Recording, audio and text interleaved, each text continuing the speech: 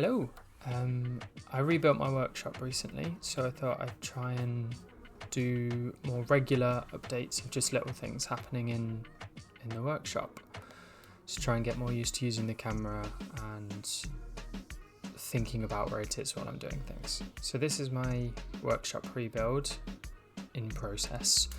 The main feature is this big new workbench on the right and a new trimming area which still needs organising.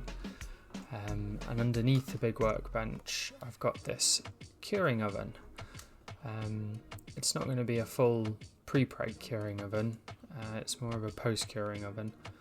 I need to make some handles for it and clear out all of the offcuts and tape up a few more of the open edges in there, but that will fit comfortably an entire bike frame with the vacuum bag and other bits and pieces.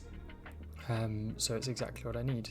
It needs temperature sensors, heat and some airflow, which will be coming soon. But once I had all of that inspected and tidied away, I got started on what I wanted to do today, which was to clean up these molds. So they're top tube and down tube molds for a new design, which I took to Bespoked. And I didn't have a great deal of time to prep everything, so these molds are a bit rough, but they were good enough for one pull.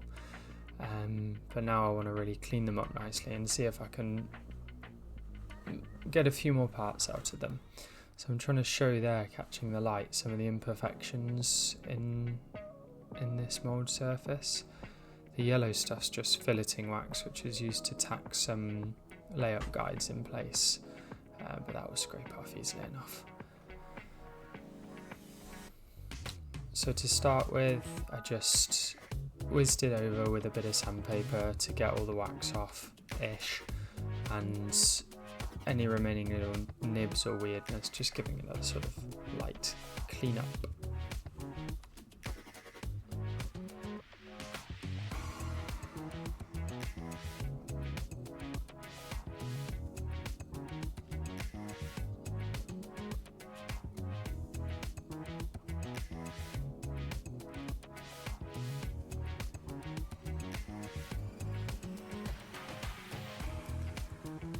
Then I used an old can of paint which I dislike because it never seems to cure or finish right, and it's just a cheapy can, to put a guide coat on.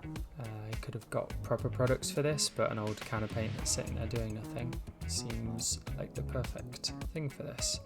And you can see it showed up a lot more of these imperfections. This one looks really bad because it's still got some stuff underneath the paint which was causing it to not stick clearly, but as you sand it you can see all of those low spots which were very hard to see previously. It's now a lot easier to see them and work through them.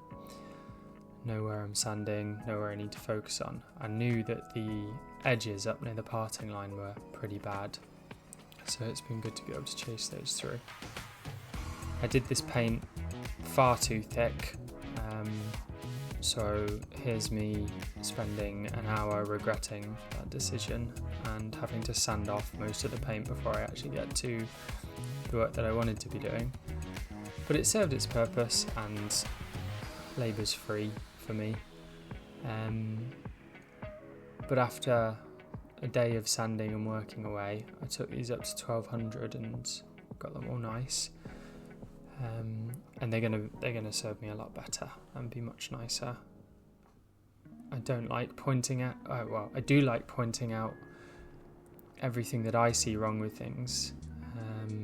I know lots of people say they can't see them at all, but on frame number 10, which is the first frame I use these molds on, I can just see them glaring at me. The little spots on this mold that have transferred through to the final piece, so it's nice to get them sorted. There's much better ways to make molds, but all of them cost more fundamentally, and I think I can confidently get 10 or so parts out of this mold, so the time I'm putting in is worth it in comparison to the cost of getting a plug professionally machined and then laying up a proper composite mould. And I'm not even going to discuss the idea of doing them out of aluminium. So with the moulds, because they're 3D printed PLA, and I've just wet sanded them, I think I've had problems with surface finish before from moisture in them. And because I'm not laying up on these today or anything, and I know I'm going to need a vacuum bag later in the process, I've made this one extra big, and I'm going to put the finished sanded moulds inside and sort of just leave them overnight in the vacuum bag, which should hopefully get any moisture out of them if there is any in them.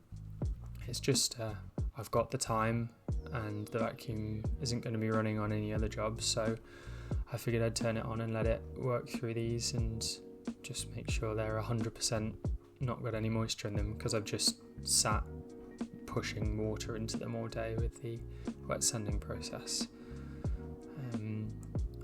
So it's just a quick and dirty vacuum bag, just to leave them overnight.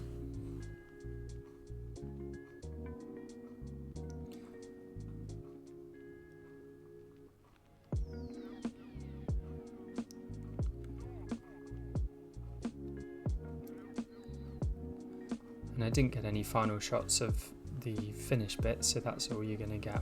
But it was nice spending a day in my newly refreshed workshop with a bit more workbench space and a bit more room to breathe, so I hope you enjoyed seeing that. I'm going to try and do more quick turnaround videos, more just, I don't know if it's quite vlog style, but just me doing stuff, a stream of consciousness, and then I don't know, see what you think of it. Thank you for watching.